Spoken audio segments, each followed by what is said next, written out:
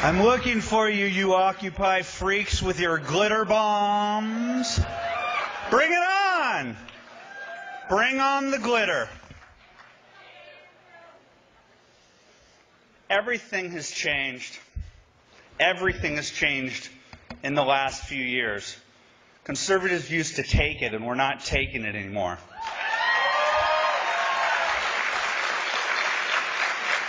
Just today, as I was planning one of my stupid, silly, funny tricks, I didn't have to because I got word when I was doing a radio show today that 200 of us went out to the Occupy people to stand toe-to-toe with them to say we are here and we're proud to be conservative and we're not going to take your... I didn't say it. I'm on TV right now. I'm a respectful conservative and my mom is watching. It's over. It's over. Right now, my Twitter feed is already calling me a big fat homosexual. Hello, children at home. No, your dad's not gay. That's how the left rolls. Because they've held over our heads with contempt the false narrative of their innate tolerance. The least tolerant people you will ever meet in your entire lives. I know it. I live it every single day, and I retweet it to remind them that I know exactly who they are. Because this is my war cry for 2012. You need to join me in this war against the institutional left. This is not your mother's Democratic Party. Duh. Duh. John Podesta, George Soros. This is not your mother's Democratic Party either. You know whose party it is? I had dinner with the 1%, my friends. Bill and Bernadine Dorn.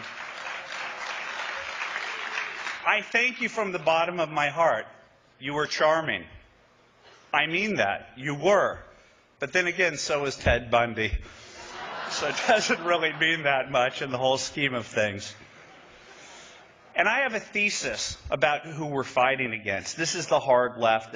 I thought when I graduated from college in 1991, I thought that ponytail that I left in my humanities class, that silver ponytail, was just going to retire in the shady acres of academia and go on.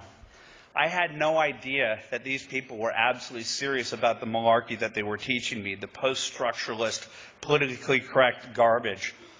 Unfortunately, in the year 2004, the radical left basically did a coup d'etat of the Democratic Party and basically kicked a person that 4 years before was called the standard bearer of decency in the Democratic Party, and that was Joe Lieberman. That was over. That was the end of the Democratic Party, and after the 2010 election cycle, the DLC went under. It's over. There's no such thing as a moderate Democrat. And so what do we get now in Barack Obama? Well, I've got videos, by the way. This election, we're going to vet him. I've got videos. This election, we're going to vet him from his college days to show you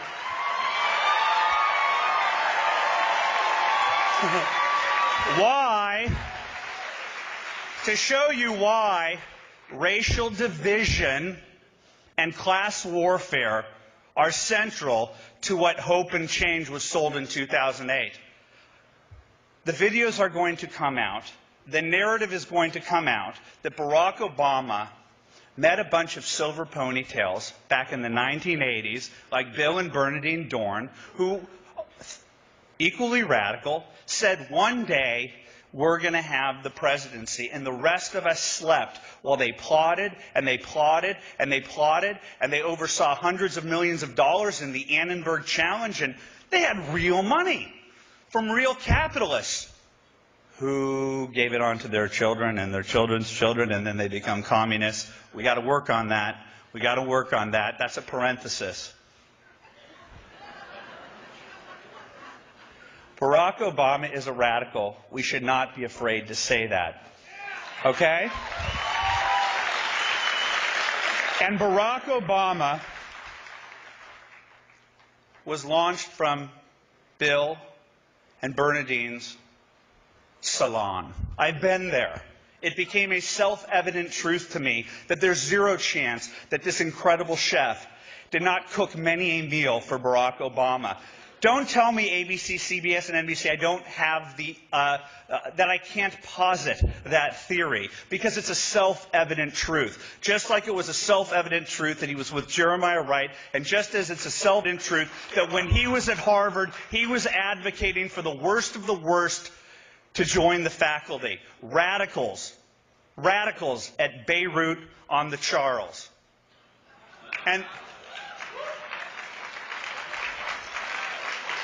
And that is who's in the White House, and that's who's outside right now telling you you don't have a right to be here, and who would squelch your free speech just as easily they do at Harvard, Vassar, Yale, Wesleyan.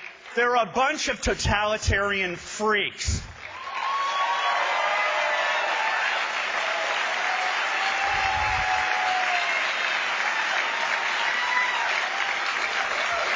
And they pal around with our friends in the mainstream media. I always thought that the people in the media leaned to the left. I always thought that my neighbors in the media leaned to the left. But when they act like a provost at a politically correct university and tell people to shut up, I don't think that they're no longer can they be called objective journalists. They're playing for the other side.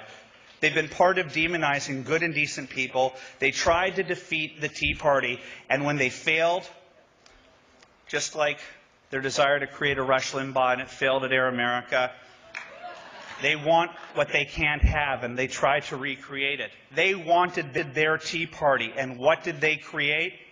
They created the Occupy movement.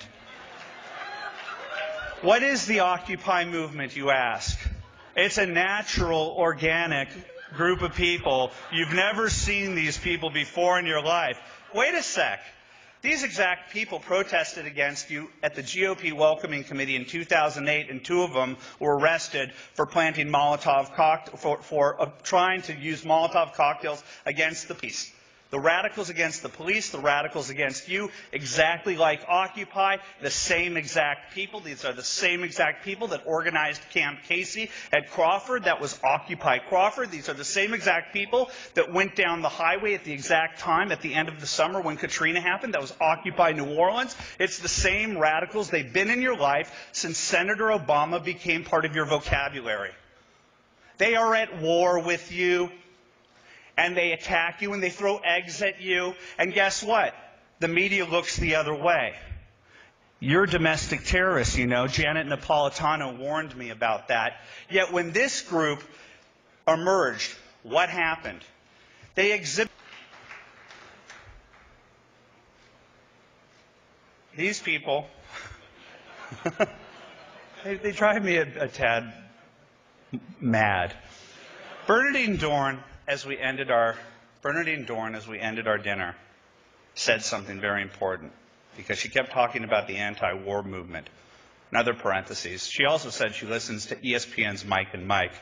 End parenthesis. Take that what you will. And this is my thesis, that the anti-war movement was never about anti-war. It was a Saul Alinsky community organizing tool to get Barack Obama and the left elected. It went away immediately. And the mainstream media created a narrative called The Story of the Year, Time magazine. But they will not tell you the true story of what happened. This is exactly the anti-war movement. How do I know this? If I tell that to ABC, CBS, and NBC, they say that's a conspiracy theory. This is just a bunch of organic people. There's no organization going on, even though we have the emails to prove it, or the undercover videos of Natasha Leonard from the New York Times orchestrating with the radicals. Oh, that didn't mean anything. It did mean a lot, actually. Bernadine Dorn told me while at our lovely dinner, when I was snarkily pointing out to her, whatever happened to the anti-war movement? And she let loose an affirmation of everything I know to be true. She says, well, that's not true. It's more or less that's what Occupy is. That's exactly what it is. The mainstream media refuses to tell you that these are the same shock troops that have been shocking us, pointing their fingers at us, trying to instigate riots with the police. These people are the definition of un-American. So you want a unity speech? You want a unity speech? I'll give you a unity speech. I don't care who our candidate is, and I haven't since the beginning of this. I haven't. Ask not what the candidate can do for you. Ask what you can do for the candidate. And that's what the Tea Party is. We are there to confront them on behalf of our candidate. I will march behind whoever our candidate is, because if we don't, we lose. There are two paths. There are two paths. One is America, and the other one is Occupy.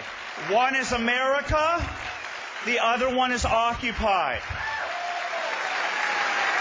And I don't care. Along the way, and I'm not a candidate, I'm never going to be a candidate, I'm just a goofball from Los Angeles who wears goofy shoes, promised people I would shave, didn't, promised to take a shower, I got too caught up talking to everybody, and here I am, kind of a mess, but kind of excited to be here. Because over the last 3 years, I've realized that the Republican Party and the conservative movement is not what ABC and CBS puts on the screen. They try to portray you in the worst possible light. And when I walk through CPAC, or I travel to the United States to meet people in the Tea Party who care, black, white, gay, and straight, anyone that's willing to stand next to me to fight the progressive left, I will be in that bunker. And if you're not in that bunker because you're not satisfied with this candidate, more than shame on you, you're on the other side.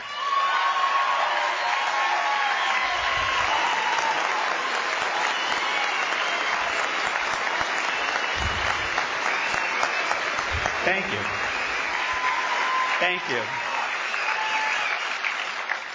I'm just going to tell you right now, I want to end it on a media bashing note, because that will uplift me like a Dionne Warwick final rendition. We're watching you to play the race card, MSNBC.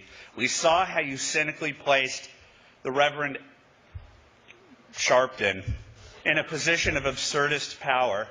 This is Dadaism. I learned that in college, that they would allow for this guy to have a show. This is Dadaism. It's freaky. It's Andy Kaufman. It doesn't make sense unless you understand what they're doing. This is going to be the dog whistle election cycle. They tested him in 2011, so he and his pal Toure and that punk Tim Jacob Wise and Ed and Maddow can sit there and call everyone who's Caucasian racist. I heard it. I used is instead of are.